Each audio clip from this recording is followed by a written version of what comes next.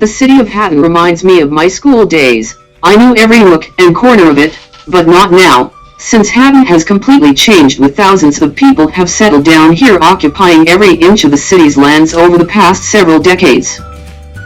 The city of Hatton is considered the tea capital of Sri Lanka. It is in the heart of major tea-producing areas in the country, Dickoya and Dimbula planting districts. Hatton has an important railway station and was the major station from where made tea was transported to Colombo by rail.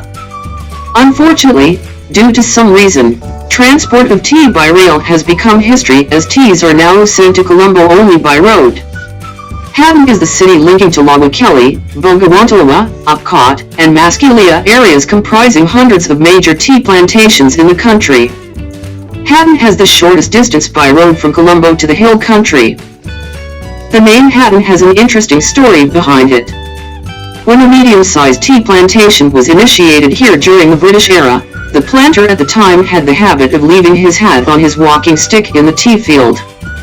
He then went about with other work, but the field workers used to be deceived that their boss was somewhere around, making them continue their work unsupervised. Thus it is said the name evolved from hat on, and interestingly, its name in Tamil, Thoppi Thotam, translates into hat estate. Thoppi means hat and Thotam means estate. The city of Hatton can be easily located from a distance as it lies under a mountain known as Duke Nose. The story behind it is that an estate worker while going around with his master, commented that the mountain looked like a nose. His master too agreed and had remarked that it really looked like the nose of a duke in England, and it is not clear which duke he had referred to. To me, it looked like that of the Duke of Edinburgh, and hope he will not take offense to my thought. A huge water tank is located on this mountain, which supplies water to the entire city, literally making the nose ready with a stock of portable water. Hello there. Now let me take to the tea processing center I really wanted you to see in my today's episode. It is called Dickoya. This is the first tea processing center we come across on the Hatton Bogawantalawa Maskeliya highway, located in a prominent place by the roadside about 3.2 kilometers from Hatton railway station. Dickoya estate is situated 1254.5 meters above sea level. The climate is cool and wet for most of the year. There is a fast growing town called Dickoya about half a kilometer from the factory. Dickoya town and Hatton as a whole are administered by urban council, that's UC, though both these towns are separated by Dickoya plantation.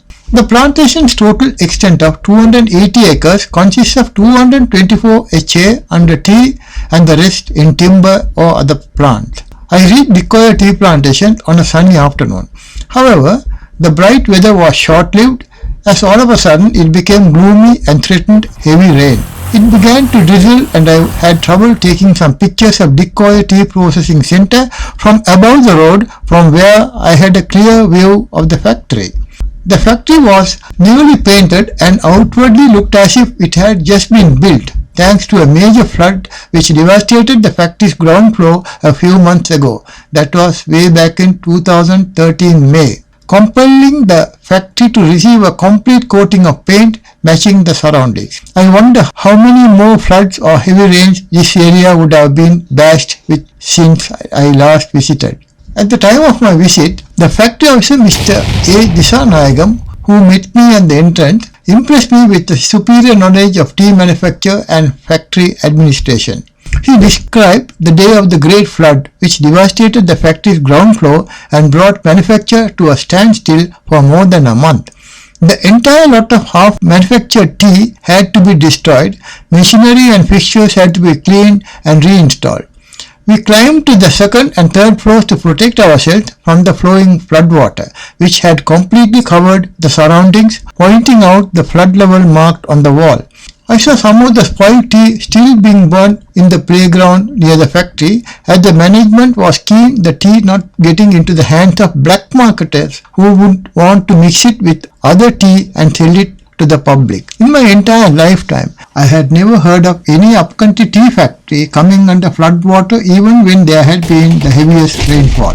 Thanks to the British planters who had the foresight to avoid such situations by carefully selecting locations to build their factories. Considering accessibility to main roads, availability of water to run their water-powered electricity requirements, and most importantly, vulnerability to floods, I wondered how Dickoya factory was flooded first time in the history of upcountry tea factories. I quickly reckoned the reason. A dam situated in Panmure division of the Abbotsbury estate close to Hatton had breached its banks and a huge amount of water gushed down the slopes together with the heavy rainfall had quickly filled the low-lying area surrounding the factory, which in turn rose up to flood not only its ground floor but also the nearby bazaar area, bringing several houses to underwater. I was told there had been 2 deaths as a result of the flood. The officer was proud to show me the various awards the factory had received in the recent past for outstanding prizes, Best Painted Factory, and an array of other awards such as HACCP, Fair Trade, National Quality Award 2009 Merit, ETP, and SLSI. Whatever Plantations, which owns and manages the estate at present, has an interesting piece of information on its website. It says, the cultivation commenced in the year 1880. Few British planters during that period are namely Sir John Thomas Villiers, a legislator, Mr. L. Maudslay. The name is derived from an enlightened background of the length of the stream drive across estate Dickoya. Digga means long and Oya means river in Sinhalese and later evolved as Dickoya. The history reveals King Nishanka Malla had travelled through this path to Adams Peak in the AC 1500. Dunbar division was once a separate estate which was later amalgamated with Dickoya. Dunbar is famous for its playground, the largest in the entire district. It was once maintained by Dickoya estate and later handed over to the Hat and Dickoya Urban Council. Dickoya teas are sold under Mark Addisham. This was named by Sir Thomas Villiers, who built the famous Addisham bungalow in Hoputale, a place which attracts thousands of local and foreign tourists. The factory comes under Western high-grown category using Rotovane and orthodox types of manufacture. The special trip I made to Dickoya Tea Processing Centre was indeed a great experience. I learnt a lot and considered a time well spent.